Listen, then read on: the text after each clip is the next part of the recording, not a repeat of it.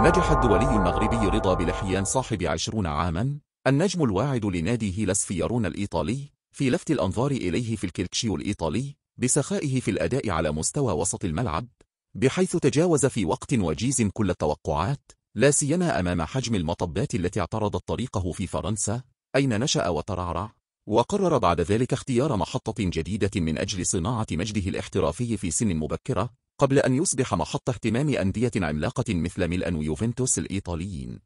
وسجلت بداية المسار المهني للمغربي بلحيان، المولود في بلدية أوبرفيه بمدينة سانت إتيان الفرنسية من أبوين مغربيين، حالات من المد والجزر، وذلك منذ أن كان لاعبا في صفوف نادي أولمبيك باريس عام 2010، ومنه انتقل إلى أوبرفيلي عام 2013، ثم ريد ستار عام 2014، لينتقل بعد ذلك إلى مركز تكوين نادي نيس الفرنسي عام 2019.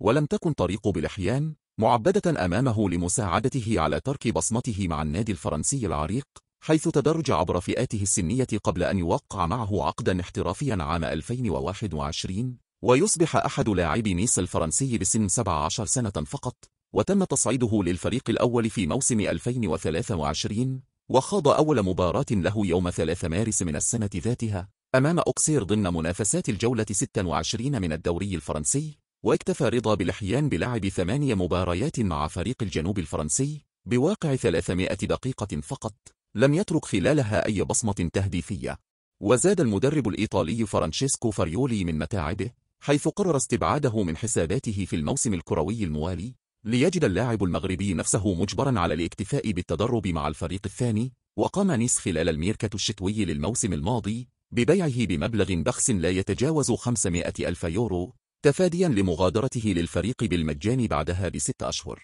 لكن سرعان ما كتب المغربي الموهوب بلحيان قصة نجاح ملهمة بعد أن قدم أوراق اعتماده في الدوري الإيطالي مع فريقه الجديد هيلاس فيارونا، الذي انضم إليه مطلع العام الحالي بعقد يمتد حتى 2028، حيث شارك في 8 مباريات ضمن الدوري الإيطالي، وفرض نفسه كأحد أبرز اللاعبين في مركز الوسط الدفاعي، الشيء الذي انعكس بشكل إيجابي على قيمته السوقية وفق موقع ترانسفير ماركت، وتضاعف سعر اللاعب ب10 مرات في ظرف أشهر قليلة، حيث وصل ل5 ملايين يورو خلال أكتوبر الماضي. واستطاع الدولي بلحيان لفت انتباه وليد الركراكي مدرب المنتخب المغربي، حيث اشركه في مباراة إفريقيا الوسطى الماضية عن تصفيات الكان، ثم اضطر إلى استدعائه في آخر لحظة من أجل تعويض الغياب الاضطراري لأمير ريتشاردسون لاعب وسط فيورنتينا الإيطالي بداعي الإصابة، تحسبا للمشاركة في مباراتي الكابون ولوسوتو عن الجولتين الخامسة والسادسة من التصفيات المؤهلة إلى بطولة كأس إفريقيا المقررة إقامتها في المغرب.